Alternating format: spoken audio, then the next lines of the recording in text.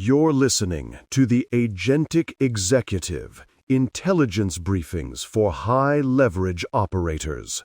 I'm Adrian Cross, and in the next few minutes, we're going to do something most operators don't do nearly enough. We're going to remove options on purpose. And I'm Amelia Voss. If your calendar, your roadmap, or your AI stack feels like a buffet that never ends, this one is for you. The pattern I see constantly. A leader is stuck on a decision, and their instinct is to add more. More data, more tools, more opinions, more scenarios. It feels like diligence. In practice, it's often just delay with better branding. You can hear it in the language. Things like, let's keep our options open, or we don't want to constrain this yet. It sounds sophisticated, but the system reveals the truth. The more unconstrained the decision, the slower and fuzzier it gets. Endless optionality has a hidden cost. It quietly taxes your attention, your team's energy, and your decision velocity. High-agency operators don't carry that tax. They impose constraints that force focus and make the next move obvious. So today is a constraint-first playbook. One core idea, 3 moves: cap, cut, and commit. You can run this against a product decision, a hiring plan, even how you're using AI this week. Constraint-first strategy, in one line, is this. Instead of asking, what else can we do, you ask, within these sharp limits, what's the highest leverage move we can make? It sounds limiting at first, but it's the opposite. Sharp limits concentrate energy. Think of a flashlight versus a laser. Same photons, totally different impact. Constraints narrow the beam. And this is important. We're not talking about shrinking your ambition. We're talking about shrinking the search space. Same goals, tighter path. Clarity is leverage, and constraints create that clarity on demand. Let's anchor this in a mental model before we go tactical. There are real constraints, and there is self-imposed noise. Real constraints are things like a hard deadline, a fixed budget, compliance rules. They don't move just because you want them to. Self-imposed noise is everything that masquerades as a constraint but actually isn't. Vague preferences, legacy habits, stakeholder drama. If you can't write it down as a clear rule, it's probably noise. The shift you want to make is simple. First, surface the few real constraints that actually shape the decision. Then, deliberately add a couple of sharp, chosen constraints that help you move faster. That's constraint-first strategy. Let's move into the 3-step model. Cap, cut, commit. This is the part you can practically copy-paste into your next decision memo. Step 1 is cap. You explicitly cap time, budget, and complexity before you dive into options. Not after, before. Time cap first. Ask, what is the maximum decision time we're willing to spend before this starts destroying value? For many decisions, that's not weeks. It's hours, sometimes minutes. For example, you might say, we will make this call in 48 hours with the best information we have, and we accept that some uncertainty will remain. That one sentence pulls you out of analysis paralysis. Then, budget cap. Decide what you are actually willing to invest in this decision or project before you start optimizing it. That can be dollars, headcount, or even your own attention. For many executives, the real scarce resource is hours of focus. And complexity cap is the one almost no one sets explicitly. You define the maximum complexity you'll allow: number of stakeholders, number of approval steps, number of metrics you're willing to track. If you don't cap complexity, it grows by default. A simple constraint template you can use is this. We will spend no more than X hours, Y dollars, and include Z stakeholders in getting to a decision.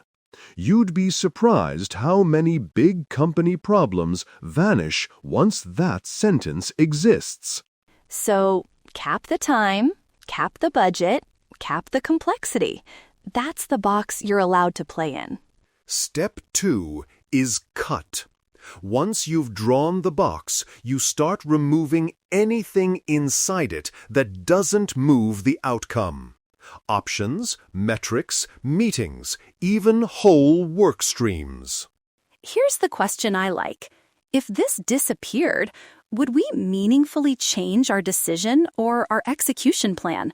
If the answer's no, it's a candidate to cut. Cut options. Instead of exploring 8 different go-to-market variants, pick the top 2 that are meaningfully different and drop the rest. More options don't create more leverage after a certain point. They just create more cognitive overhead. Cut metrics. Executives love dashboards with 40 numbers, but patterns create power, and you can't see patterns in a fog. Decide which 3 metrics actually determine whether this is working, and let the rest be background, not the headline. And cut stakeholders. This is often where speed dies. If a stakeholder isn't accountable for the outcome or providing critical input, they don't belong in the critical path. They can be informed, not involved. The key here is courage. Cuts feel risky because you're saying no to possible upside. But leaving everything in is actually the riskier move because you dilute execution. Precision drives agency. We've capped and we've cut. Step 3 is commit. This is where you translate constraints into a decision rule and then move. A decision rule is simply the sentence that defines how you'll choose. For example, we will choose the option that gets us to real customer usage within 30 days, even if it's less polished. Or, we will choose the path that keeps fixed costs under this number, even if it means giving up some theoretical upside. The constraint is now baked into the rule. Once you have the rule, you make the call. No more rounds of vague debate. You pick the option that best matches the rule, and you immediately translate it into concrete next steps on the calendar. And you schedule a review checkpoint. For example, in 4 weeks, we'll review this decision against our 3 core metrics and either double down, adjust, or kill. Commit doesn't mean irreversible. It means irreversible for a defined window.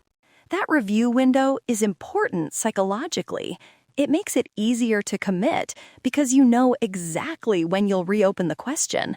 You're not locking yourself in forever. You're locking yourself in long enough to get real signal. So that's the core model. Cap, cut, commit. Now let's talk about where most of you are already introducing complexity, your use of AI, and how to bring constraint-first thinking there too. Most people use AI as an infinite expansion engine. Ask a vague question, get a longer list, generate more options, more scenarios, more pages of text you'll never fully read. You want the opposite. Use AI as a constraint enforcer. That starts with how you prompt. Instead of, "Give me all the ways we could," you say, "Within these constraints, what is the single highest leverage move?" For example, you are acting as an operator with a $50,000 budget cap, a 6-week timeline, and a team of 3. Propose one plan, not a list, that fits those constraints and maximizes X metric. You can also ask AI to help you cut. Given this list of 10 initiatives, which 3, if executed well, would likely produce 80% of the impact under these constraints? You're teaching the system to prioritize inside the box, not expand the box. And for commit, you can have AI draft the decision rule and review plan. Summarize this into a 1-sentence decision rule and a 4-week review checklist. Now you've automated the boring part and preserved the sharpness of your thinking. Let's acknowledge a few failure modes, because this is where constraint-first strategy can quietly go sideways. First, fake constraints. These are limits you claim to have, but you quietly break them whenever it's convenient. For example, you cap meetings at 30 minutes, but regularly run them to an hour. The system learns that your constraints are theater. If your constraints are negotiable every time they get uncomfortable, they're not constraints, they're wishes. A real constraint survives discomfort. Second, sandbagging. That's when you understate what's possible so you can hit the target easily. It feels safe, but you're just narrowing your ambition, not sharpening your focus. The goal is not to make life comfortable. The goal is to maximize impact per unit of time, capital, and attention. Constraints should stretch you, not protect you from effort. And third, hiding behind flexibility. You hear it as, let's not lock anything in yet, or we want to stay flexible. Flexibility is useful until it becomes an excuse not to choose.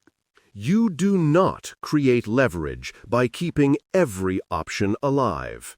You create leverage by choosing a path, constraining it intelligently, and then executing hard inside that frame. So, how do you operationalize this today? Not in theory, but in the next 10 minutes. Action step. Pick one active initiative. Just one.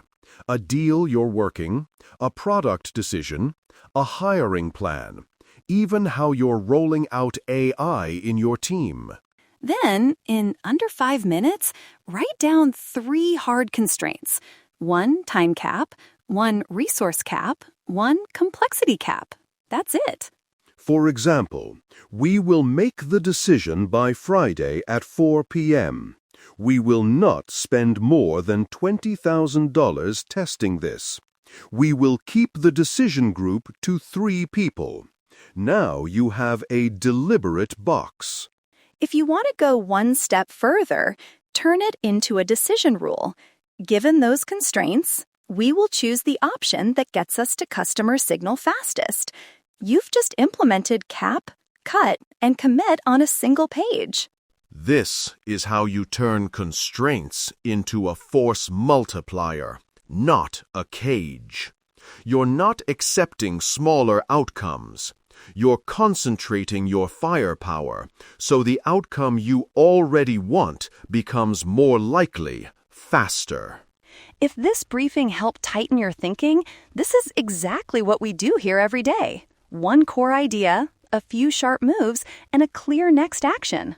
Follow or subscribe to the Agentic Executive so these 10-minute constraint checks land automatically in your queue. Make your next move count. And as always, stay agentic.